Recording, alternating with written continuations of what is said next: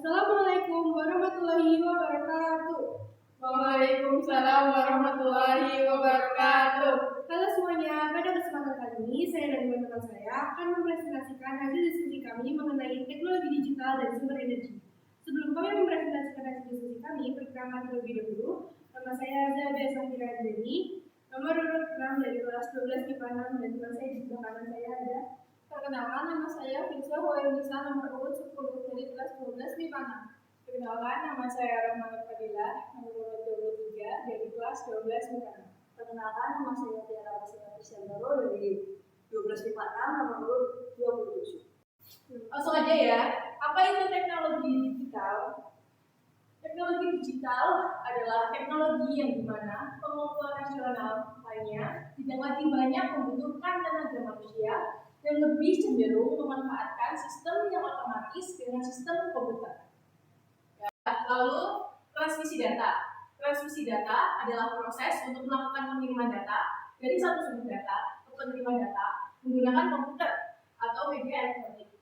Untuk melakukan transmisi data diperlukan suatu media. Beberapa jenis medianya yaitu sebagai berikut. Yang pertama yaitu serat optik atau fiber optik, yaitu suatu medium yang terbuat dari plastik yang fleksibel tipis dan mampu menghantarkan sinar atau data. Lalu yang kedua yaitu gelombang mikro atau microwave, yaitu digunakan untuk menghantarkan data jarak jauh, di mana itu adalah telekomunikasi jarak jauh, dan untuk antena parabola. Lalu yang ketiga yaitu kabel koaksial, digunakan untuk transmisi telepon, TV kabel, dan TV jarak jauh dengan menggunakan frekuensi tinggi sehingga tidak mengalami gangguan di udara. Lalu yang keempat yaitu gelombang radio.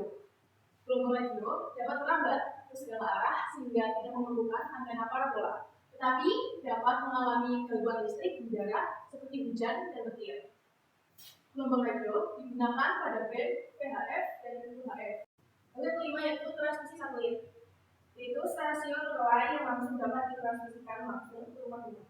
Transmisi telepon jarak jauh dengan menggunakan teknologi DBS sehingga dapat menekan biaya karena memakai sistem VSAT atau Very Small Electron Terminal.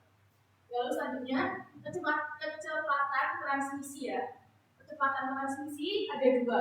Yang pertama kecepatan transmisi seri, yaitu data yang diterima harus mencapai jumlah bit tertentu karena satuan yang digunakan adalah bps, bit per second. Lalu yang kedua yaitu kecepatan transmisi paralel, yaitu data yang diterima menyatakan banyaknya jumlah bit per karakter dengan satuan kps atau karakter per second.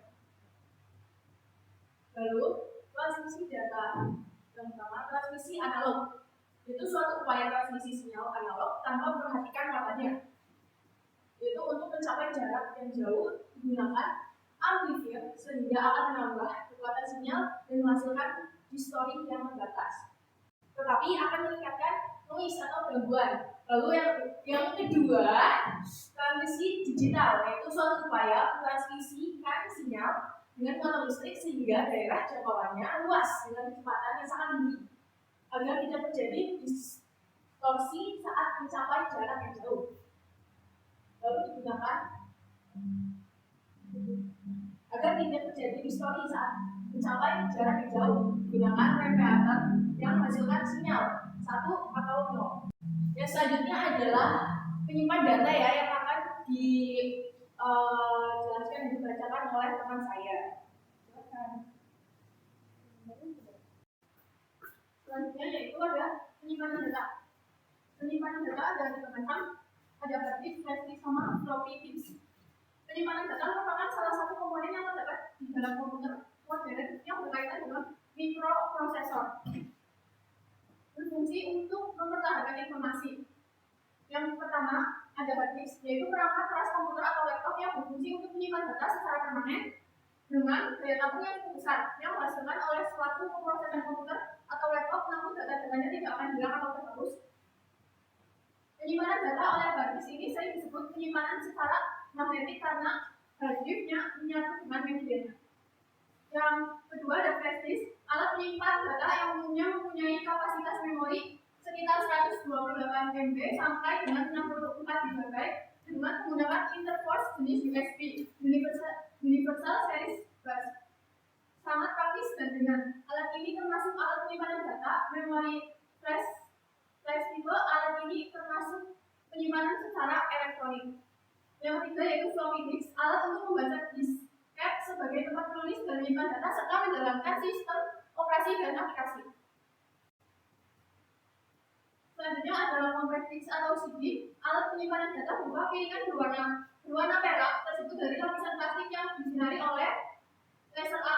Alat penyimpanan ini secara optik dengan proses penyimpanan data dilakukan dengan cara menguraikan cahaya putih dalam spektrum warna dan kemudian disimpan dalam media tersebut. Yang selanjutnya yaitu digital video disc atau DVD, yaitu alat untuk penyimpanan video dan data secara optik. Untuk membaca DVD menggunakan sinar laser dengan panjang gelombang 6500 A berwarna merah. Yang selanjutnya yaitu random access memory atau RAM, yaitu alat untuk menyimpan data sementara pada saat komputer digunakan dan dapat diakses secara random.